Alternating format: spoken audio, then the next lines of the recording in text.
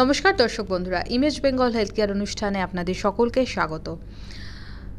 আজকে আপনাদের সঙ্গে একটা অত্যন্ত গুরুত্বপূর্ণ বিষয় নিয়ে কথা বলবো। বিষয়টা হচ্ছে এরকম যে থাইরয়েড। এই থাইরয়েডের সমস্যায় অনেকেই ভুগে থাকেন, অনেকে ওষুধও খেয়ে থাকেন। নির্দিষ্ট ডোজের ওষুধ ডাক্তারবাবু যেভাবে বলছেন সেভাবে আপনারা নিয়ে থাকেন, কিন্তু দেখা যাচ্ছে যে তাতেও তাদের যে থাইরয়েড সংক্রান্ত যে সমস্যাগুলো সেগুলো কমছে না। অলস লাগছে, ক্লান্তি লাগছে, ঘুম ঘুম পাচ্ছে। এই বিষয়টা কেন হয়? এটা কিন্তু খুব গুরুত্বপূর্ণ প্রশ্ন, যে থাইরয়েডের ওষুধ খাওয়ার পরেও কেন থাইরয়েড কমছে না।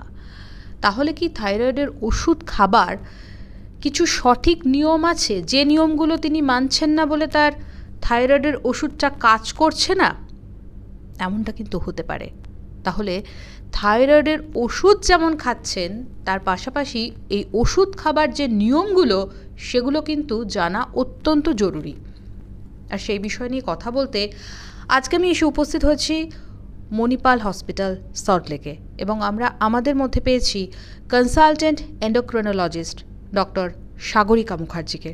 নমস্কার ম্যাডাম, প্রথমে ইমেজ নমস্কার, ধন্যবাদ আমাকে ডাকার জন্য। আজকে আমরা যে বিষয় নিয়ে ম্যাম কথা বলি, নিশ্চিতভাবে আমি এটাও জানি যে প্রচুর পেশেন্ট প্রতিনিয়ত আপনার কাছে এই সমস্যা নিয়ে আসেন, যে তারা বলছেন যে আমরা থাইরয়েডের ওষুধ তো খাই, আমরা তো রেগুলার থাইরয়েডের ওষুধ খাচ্ছি, কিন্তু ম্যাডাম আমার যে থাইরয়েডের সংক্রান্ত যে সমস্যাগুলো সেই সমস্যাগুলো তো কমছে না, বা লক্ষণগুলো সেগুলো কমছে না। আমি তাহলে শুরুতে একটু প্রশ্ন করি আপনাকে, যে এই যে সমস্যাগুলোর কথা বললাম, আমি দু একটার কথা বলেছি, একটু আপনি আরও একটু ব্রডলি বলুন যে কী কী সমস্যা হয় একজন মানুষ থাইরয়েডে আক্রান্ত হলে। ওকে, আমি পেশায় এন্ডোক্রিনোলজিস্ট মানে যারা হরমোন স্পেশালিস্ট।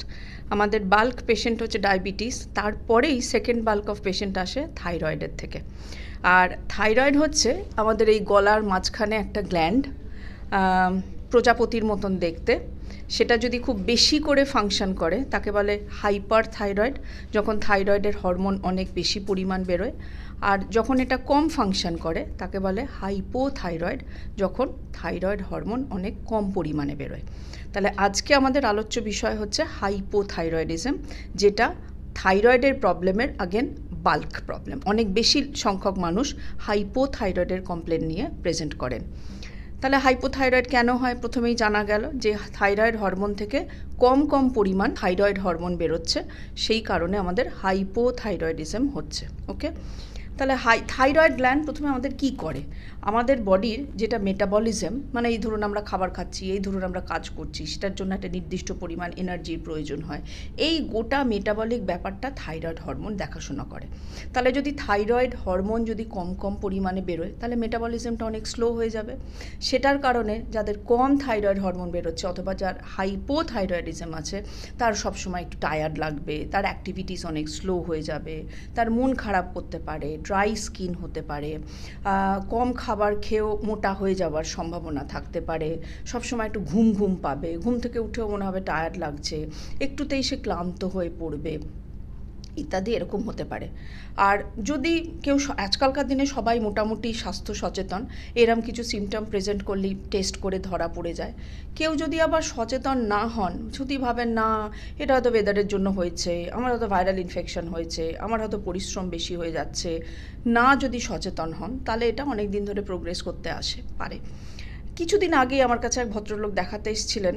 তিনি এসে ফার্স্ট কমপ্লেন হলো, আমি কেমন একটা ফুলে যাচ্ছি, আমার সব সময় কেমন একটা টায়ার্ড লাগছে, আমার চামড়াটা কেমন একটা কালচে ধরনের, কেমন একটা ড্রাই মতন হয়ে প্রেজেন্ট করেছে, আমি হাঁটাচলা ঠিক মতন করে করতে পারছি না।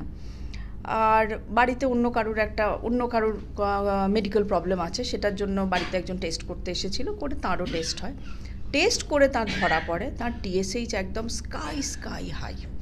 এবারে স্কাই হাই মানে কি? মানে ধরুন তার টিএসএইচ এসেছিল মোর দ্যান 200, মানে ল্যাবে সেটা মাপাই যায়নি।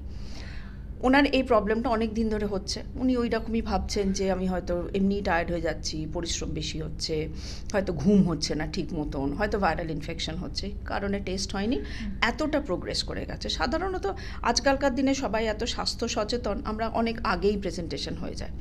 তাহলে কি কি টেস্ট করাবেন আপনার যখন থাইরয়েড প্রবলেম হচ্ছে? একটা টেস্ট হয় টিএসএইচ। টিএসএইচটা কি? Thyroid stimulating hormone. Thyroid stimulating hormone হচ্ছে একটা হরমোন যেটা বেরোয় পিটুইটারি গ্ল্যান্ড থেকে। পিটুইটারি গ্ল্যান্ড কোথায়? মেয়েরা যেখানে টিপ পড়ে, যে কপালের মাঝখানটা, এইখান দিয়ে যদি আপনি একটা পিন ফোটান, বেস অফ দ্য ব্রেনে একটা গ্ল্যান্ড ঝোলে, তাকে বলে পিটুইটারি গ্ল্যান্ড। সেই গ্ল্যান্ডটা হচ্ছে আমাদের মাস্টার এন্ডোক্রাইন গ্ল্যান্ড। আমাদের বডিতে যত এন্ডোক্রাইন গ্ল্যান্ড আছে তার কন্ট্রোলিং হরমোন সব পিটুইটারি থেকে বেরোয়। তেমনি থাইরয়েড স্টিমুলেটিং হরমোন হচ্ছে থাইরয়েড গ্ল্যান্ডকে কন্ট্রোল করার হরমোন, যেটা পিটুইটারি গ্ল্যান্ড থেকে বেরোয়। গোটা ব্যাপারটা একটা নেগেটিভ ফিডব্যাক ব্যালেন্সে কাজ করে। যদি হাইপোথাইরয়েড হয়, মানে থাইরয়েড গ্ল্যান্ড যদি কম ফাংশন করে, তখন T3 টোটাল আর T3 হরমোনের পরিমাণ কম বেরোবে। তখন পিটুইটারি গ্ল্যান্ডের কাছে একটা সিগন্যাল যায় যে থাইরয়েড হরমোন কমে গেছে, থাইরয়েড হরমোন কমে গেছে, ওর প্রোডাকশন বাড়াও। সেজন্য পিটুইটারি গ্ল্যান্ড তখন খুব স্ট্রাগল করে টিএসএইচ হরমোনটাকে বাড়িয়ে দেয়, যে থাইরয়েডের গ্ল্যান্ডের প্রোডাকশন বাড়াবার জন্য। তাই হাইপোথাইরয়েডদের টিএসএইচ লেভেলটা অনেক বেশি হবে, T3 T4 লেভেলটা অনেক কম হবে। আচ্ছা, ক্লিয়ার? আচ্ছা। তো যদি আপনার এরম ধরনের সিমটম থাকে, ধরুন একটু টায়ার্ড লাগছে, ধরুন চুল পড়ে যাচ্ছে, মোটা হয়ে যাচ্ছেন, অহেতুক টায়ার্ড লাগছে, ড্রাই স্কিন হচ্ছে, ফ্যামিলিতে কারোর কোনো নিকট রিলেটিভ, ধরুন বাবা মা ভাই বোন, কারোর থাইরয়েডের প্রবলেম আছে, ডেফিনেটলি একটা টেস্ট করে দেখতে হবে যে আপনার থাইরয়েডের কোনো সমস্যা হচ্ছে কি না। আপনি তখন একটা T3 T4 আর TSH করবেন। আমরা বলে থাকি টোটাল হরমোনটা না করে আপনি যদি ফ্রি হরমোনটা করেন, মানে ফ্রি T4, সেখান থেকে থাইরয়েডের অ্যাবনর্মালিটি বা থাইরয়েড কম বেরোচ্ছে কিনা তার আন্দাজটা অনেক বেটার পাওয়া যায়। প্লাস টোটাল হরমোনের অনেক রকমের বাইন্ডিং থাকে বডিতে, অনেক প্রোটিন বাইন্ডিং থাকে। ধরুন আপনার প্রোটিন লেভেলে যদি কোনো সমস্যা এসে যায়, তখন সেই লেভেলগুলোকে অ্যাফেক্ট করে যায়। তাই আমরা ইউজুয়ালি অ্যাডভাইস করি ফ্রি হরমোনটা মাপতে। কিন্তু ধরুন আপনি যদি আপনার জেনারেল প্র্যাকটিশনারের কাছে যান, ফ্যামিলি ফিজিশিয়ানের কাছে যান, তিনি তো টোটাল হরমোনটাই অর্ডার করবেন, তাতেও কোনো সমস্যা নেই। একটা TSH T3 T4 অর্ডার করলে বোঝা যাবে যে আপনার থাইরয়েডের হরমোনের সমস্যাটা কতখানি প্রকট হয়েছে। একটা জিনিস হয় যেটা হচ্ছে যে ধরুন থাইরয়েডের TSH এর লেভেলটা মোটামুটি 4.5 অবধি কাট অফ পয়েন্ট ধরা হয়। কারুর দেখা গেল TSH হরমোনটা জাস্ট 5 কি 6 এরকম টাচ করেছে, 10-এর নিচে, তার কোনো সিমটম কিছু হচ্ছে না, তাকে আমরা বলি সাবক্লিনিক্যাল হাইপোথাইরয়েড। মানে আপনার ফুল ব্লোন কোনো সিমটম হচ্ছে না, অথচ TSHটা একটু বেশি কিন্তু T3 T4 কম, তাকে বলি সাবক্লিনিক্যাল হাইপোথাইরয়েড।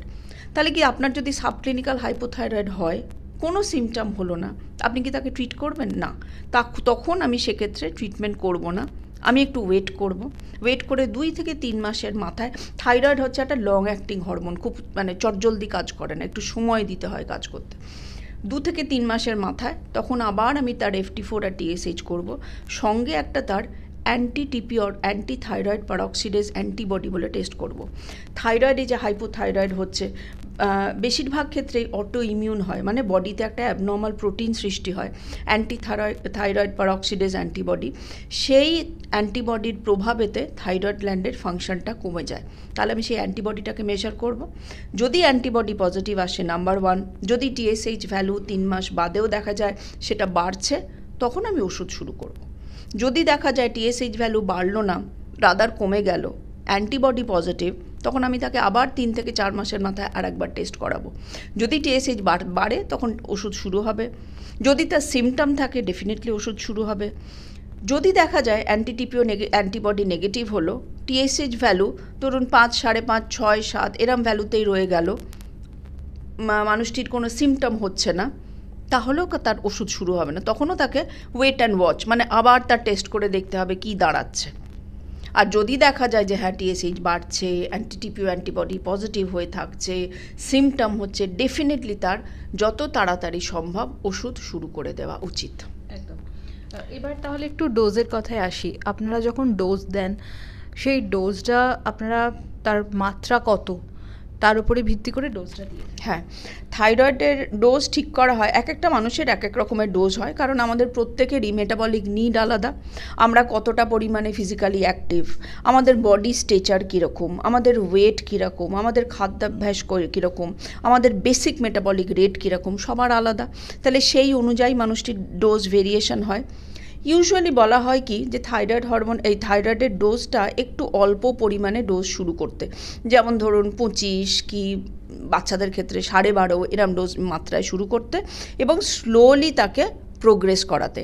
একসঙ্গেই যদি আপনি অনেকটা হেভি ডোজের থাইরয়েডের ওষুধ দিয়ে দেন, ধরুন একটি 50 বছরের মানুষ, তাকে আপনি শুরুতেই 100 দিয়ে দিলেন, তার তো একটা হার্টের প্রবলেমও থাকতে পারে, তার বা অন্য কোনো সমস্যা থাকতে পারে, তাহলে অতখানি বেশি মাত্রায় থাইরয়েডের ওষুধ প্রথম থেকে শুরু করে দিলে তার সেই হার্টের সমস্যাগুলো বেড়ে যেতে পারে, বা তার একটা প্যালপিটেশন হতে পারে, বুক ধড়ফড় হতে পারে, ইত্যাদি হতে পারে।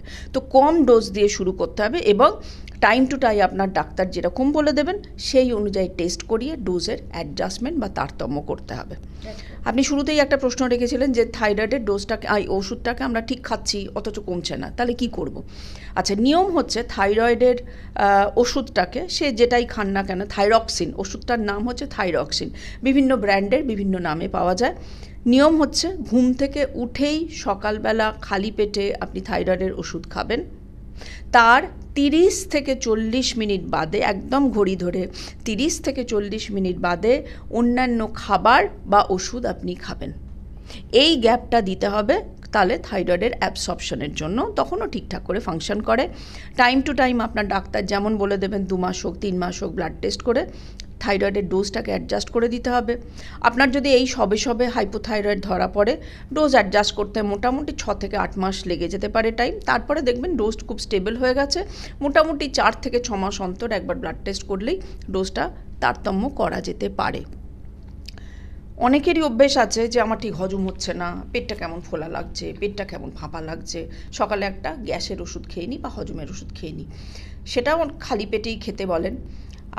হজমের ওষুধের সঙ্গে আপনি যখন থাইরয়েডের ওষুধ একসঙ্গে করে খালি পেটে খাচ্ছেন, তখন থাইরয়েডের অ্যাবসর্পশনের সমস্যা হয়ে যায়। থাইরয়েডের অ্যাবসর্পশনের সমস্যা হলে তখন আপনার থাইরয়েডের টিএসএইচ অনেক বেশি করে থাকবে, ব্যালেন্সে আসবে না। তাই থাইরয়েডের ওষুধটাকে আগে খেতে হবে, 30 থেকে 40 মিনিটের গ্যাপ দিতে হবে, তারপরে হজমের ওষুধ খেতে হবে, তারও 20-25 মিনিট বাদে চা বা সকালের অন্যান্য খাবার খেতে হবে। ঠিক আছে?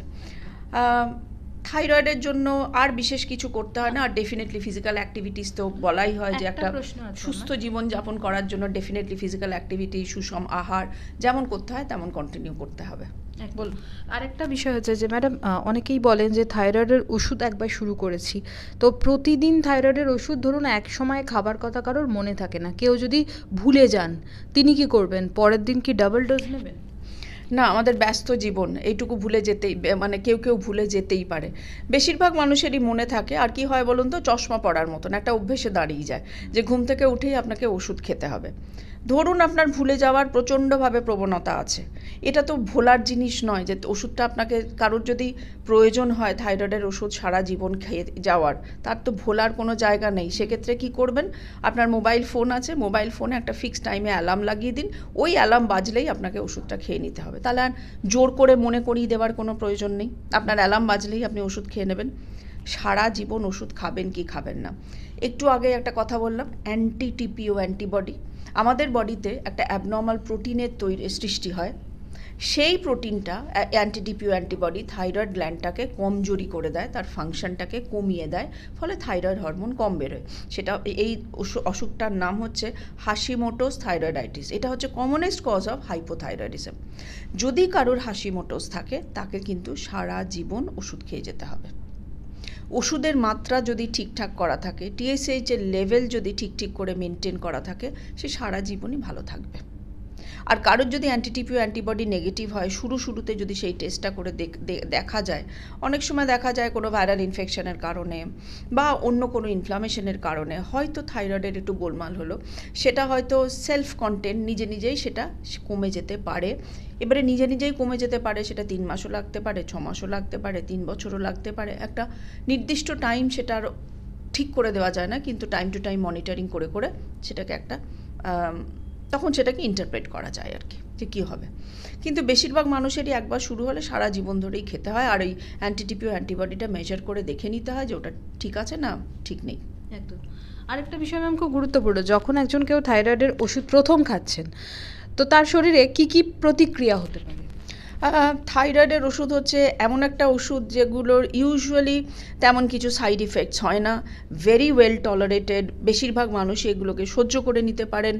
ডোজ যদি অতিরিক্ত মাত্রায় বেশি হয়ে যায় তখন তার একটা আয়াট্রোজেনিক, মানে আপনি নিজে নিজে একটা হাইপার থাইরয়েড সৃষ্টি করে দিলেন, আয়াট্রোজেনিক হাইপার থাইরয়েডিজম হলো, তখন একটু প্যালপিটেশন হতে পারে, মানে বুক ধড়ফড় করতে পারে, একটু ওজনের তারতম্য হতে পারে, একটু অস্থিরতা ভাব লাগতে পারে, কিন্তু এগুলো ইউজুয়ালি হয় না তেমন করে।